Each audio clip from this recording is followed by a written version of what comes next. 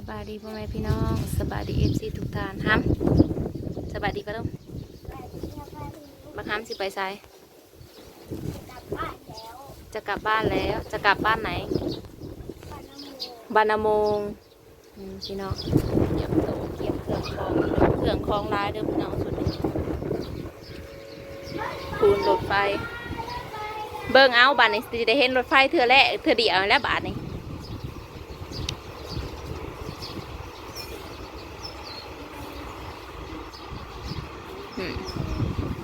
เสื้อผ้ายังบ่แห้งพี่น้องปั่นอะไรยังไม่ทันในแห้งค่ะรอรถเขามาหับเดี๋ยวนี้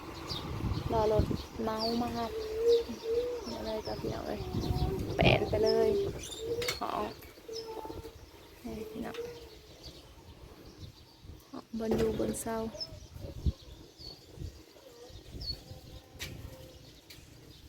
กระเป๋าให้ยังทันได้ออกมาพี่น้องกระเป๋าก็บ่มีเงินดอกบ่รู้ว่าเพิ่นสิให้เงินจักบาทอันนี้ก็บ่ให้ก็บ่ให้กลับบ่เอาพี่น้องเลย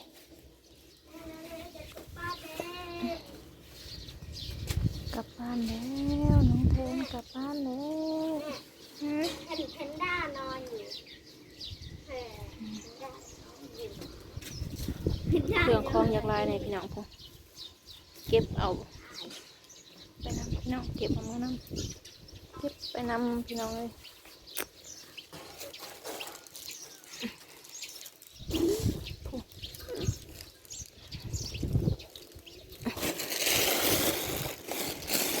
ขยะ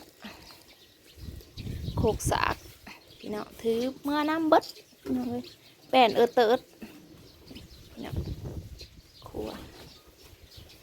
แป้นเติร์ดตัวใดของเฮานะเอาเมื่อเบิดไปน้ำเบิด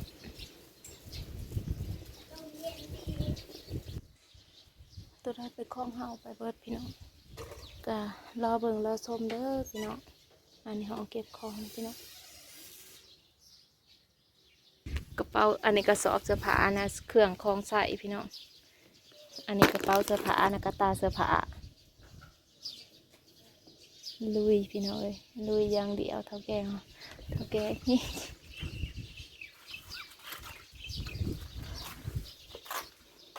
ของแทนสิไปใส่ชาวบ้าน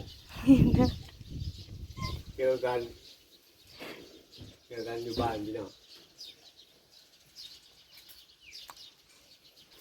กลับหลังสงกรานต์บ่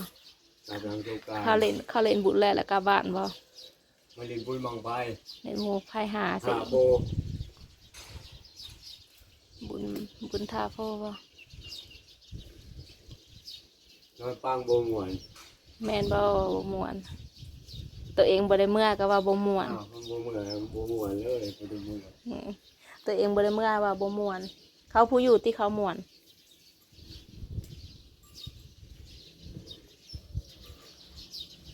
นั่นแหละพี่น้องก็สิประมาณนี้แหละเสื้อผ้าตัวนั้นบ่ทันได้แห้งรอรถเพิ่นมารับเอาหัวสิฮอดจักโมงพี่น้อง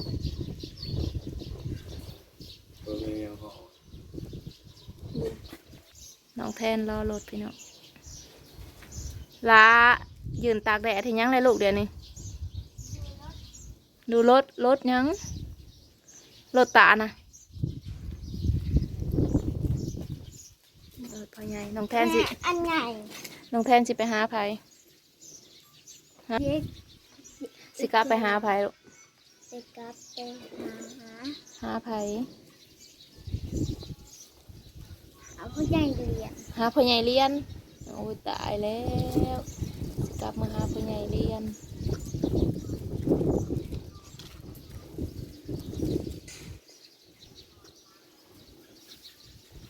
เขาเฮ็ดงานอยู่แต่เพิ่นเฮ็ดงานอยู่8-9 มื้อพี่น้องบ่ว่าสิเขาสิไล่ให้เลยบ่ไล่ให้ก็บ่เอาพี่น้องเลยว่าแหละทางเบิ่งพี่น้องเครื่องคล้องลายพี่น้องนี่แหละพี่น้องบอลอยู่บนเสาเนาะมาอยู่ในปีกัวพี่น้องมาอยู่ในปีกัวปีปลายมาอยู่นี่ปีกัวน้องแทนใหญ่เป็นบ่าวแล้วพี่น้องลูกชายก็ใหญ่เป็นบ่าวเขาบ่อยู่น้ำไผ่นี่ แม่ยัง ไอ้ทอง ว่าดัง ไอ้ทอง ๆกินน้ำไปกินน้ำไปลูกเสะเอิญเอาไว้กินน้ำไปเสะเอิญคนเราเบิดพี่น้อยหลับตั้งแต่น้ำในพออยากเวลาอยาก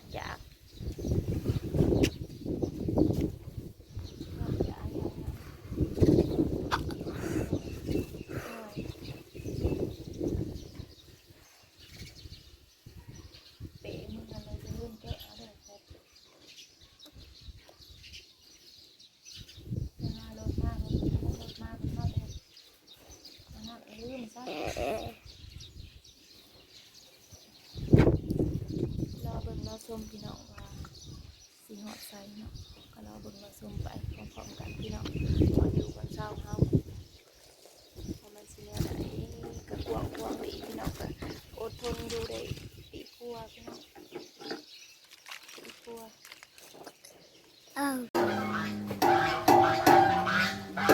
หลังจากที่เฮาย้ายมาพี่น้องเฮาบ่ได้กลับบ้านเดี๋ยวพี่น้องเฮาย้ายงานเฮามาอยู่ในพี่น้องพอแทนเพิ่นสิให้อาหารเฮ็ดเดเท่าแก่ใหม่พี่น้องอันนี้กบอันนี้กบพี่น้องกบ หมาหรืองูวะเป็นของหมดเลยเหลือ2 ตัว ปกติกี่ตัวจ๊ะ 7 ตัว น่าจะงูละมั้งหนูว่าหมามันเข้าไม่ได้หรอก มันออกเลยมันมุดออกได้ไงตัวน้อย อ๋อมันออกมาได้อันนี้กบพี่น้องไก่ มันก็ต้องออกนะนี่บาทนี่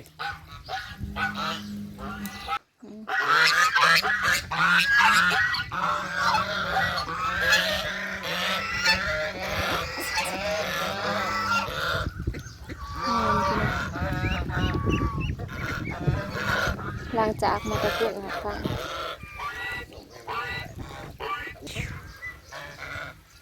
นั่นแหละพี่น้องมันอยู่ประมาณนั้นแหละห้องก็เห็นงานมือแหลกวงหัวมันสิเป็นอะไรพี่น้องแต่ว่าห้ามบอกห้ามเห็นยังลูกสิเกลือเป็ดพี่น้อง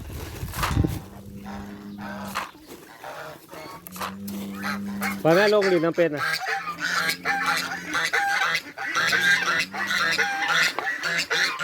ใส่อีกเราว่าย่างละเครื่องคู่ไว้มันลอยน้ำได้เฮ้ย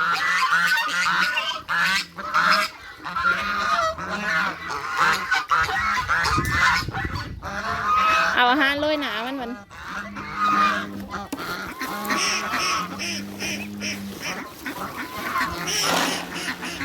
โอ้มันกินเบิดเด้มันคุณงัวแต่ว่างัวรีดบัวลายดอกพี่น้องแต่ว่ามันจอกแจ๊กอ้วนปิดไฟยังไงเนี่ยปิดดิเปิด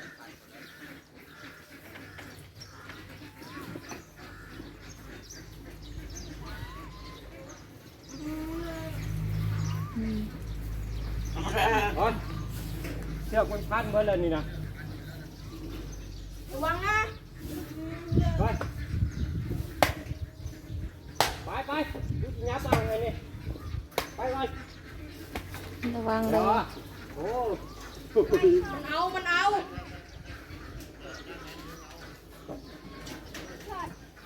ไปมันสูเฮ้ยยาอย่าไปกูกินด้านหน้าไอ้นี่กินหมดเถิงอ่ะ แกะอะไร โอ้งานต่างนี้อีกมึง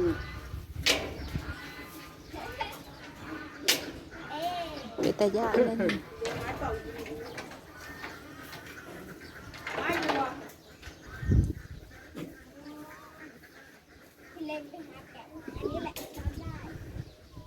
จะย่างไปสนนะบ่ได้ที่เฮ้ยเดี๋ยวแก้แล้วก็อันนะ เอาจริงนะตัวเนี้ยบอกป้าหนูโดนชนลอยมาแล้ว อันนี้พี่น้องพอมันย่าง มึงดันมาได้มึงก็ดันไปดิ งานยังบ่ได้เละอะไรนี่นะ นวดให้ นวดนวด เอ้าอยู่นี่พามีเป็ด เฮ็ดขายยังไงมันผักไข่อยู่บ่เฮ็ดติ เป็ดมันพักไข่พี่น้อง ทอดเลยนี่ ตัวแม่น้องแทนก็สิลาเอาไข่มันไปต้มกิน โอ้อาหารสิเกี่ยวบ่ล่ะ อะดูพี่น้องเลี้ยงเอาทุกอย่างเลยพี่น้องเอ้ยเมื่อยแม่น้องแทนลงเหตุงานช่วงเช้านี่ก็เมื่อย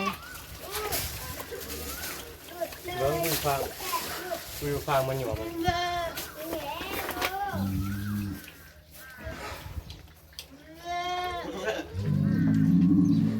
โอ้ย อืม ไปเอาละกันนะ รีวิวห้องให้เบิ่งก่อนนี่แหละพี่น้องห้องจากสีแนวไรแหละพี่น้องเอ้ยแมงแทนละขั้นมาขั้นห้างแล้วเมื่อยแล้วแมงแทนละมึงเนี่ยนะคาเมนเขาถิ่มนั่นถิ่มนี่ไว้ให้พี่น้องนี่เขาก็บ่ทันได้ล่างให้แมงแทนในยังบ่ทันได้แล้วงานอยู่เดี๋ยวเมื่อยแล้วมันให้พี่น้องห้องน้ำกันห้องน้ำพี่น้องอันนี้ครัวกับเฮายังมายังทันได้เฮ็ดหยังเลยพี่น้องตู้เย็นเด้อตรงนี้ตีนตู้เย็นกับบ่ทันได้ละเขาอยู่คาเมนเขาอยู่เนาะบ่นอนก็สิประมาณนี้พี่น้อง